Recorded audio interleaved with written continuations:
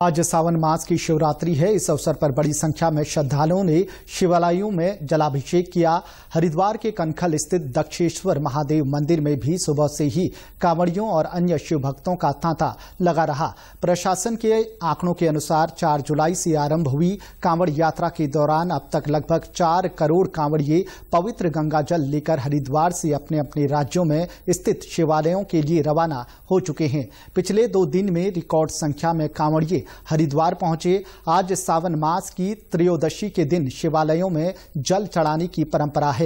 आज ही सावन की शिवरात्रि होने के कारण भारी संख्या में श्रद्धालु बिल्केश्वर महादेव मंदिर, गौरी शंकर मंदिर समेत विभिन्न शिवालयों में जलाभिषेक को पहुंचे। दक्षेश्वर मंदिर के महंत और अखाड़ा परिषद के अध्यक्ष रविंद्र पुरी का कहना है कि श्रावण मास में उत्तर भारत से भारी संख्या में श्रद्धालु हरिद्वार आते हैं और यहां से जल भरकर भगवान दक्षेश्वर महादेव का अभिषेक करते हैं।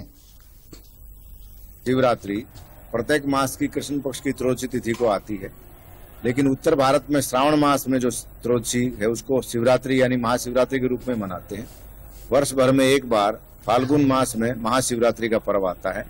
तो आज चूंकि ये कांवड़ का पर्व है और उत्तर भारत में अत्यधिक राज्यों के लोग गंगा जल लेने हरिद्वार आते हैं और फिर आकर के भगवान दक्षेश्वर का अभिषेक करते हैं, तो जो व्यक्ति महीने भर में या वर्ष भर में पूजा नहीं कर पाते हैं वो अगर श्रावण मास में भगवान शिव का अभिषेक कर लेते हैं तो उन्हें पुण्य की प्राप्ति होती है।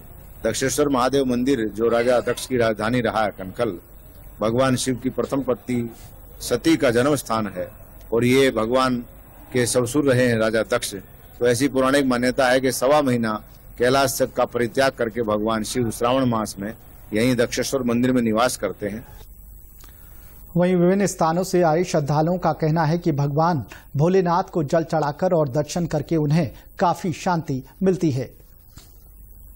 यहाँ पे मतलब आते हैं, हर साल आते हैं, बड़ा मजा आता है। मतलब बाबा के दर्शन करने के लिए आते हैं, हमारी इच्छा पूरी होती है। ठीक है, और काफी बार आए, मतलब बहुत दोख मारने के लिए आए। तीर्थ स्थल है, बहुत अच्छा मंदिर है ये। पूरे विश्व पे जब दक्षेश्वर महादेव का निर्माण हुआ और भगवान शिव से महाराज दक्ष ने आशीर्वाद मांगा तो उन्होंने कहा कि मैं पूरे विश्व में कहीं भी रहूं और सावन के 1 मास में कनखल दक्ष पधारूंगा, यहाँ विराजमान रहूंगा। तो यहाँ पर आना एक सौभाग्य की अनुभूति है।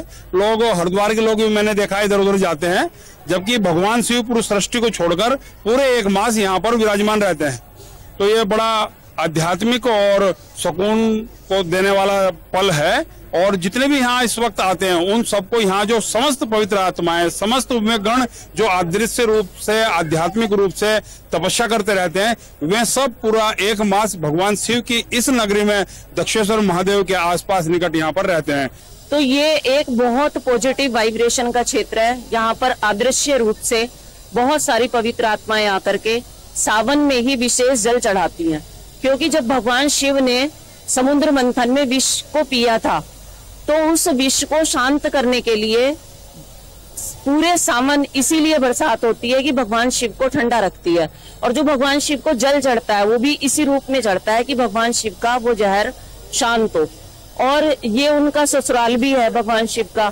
तो भगवान शिव ने जब माँ सती हो गई थी तो उन्होंने मैना रानी को ये वचन दिया था कि यदि मैं पूरे ब्रह्मांड में कहीं भी रहूंगा तो 1 महीने के लिए केवल सावन में ही दक्ष पे ही विराजमान रहूंगा।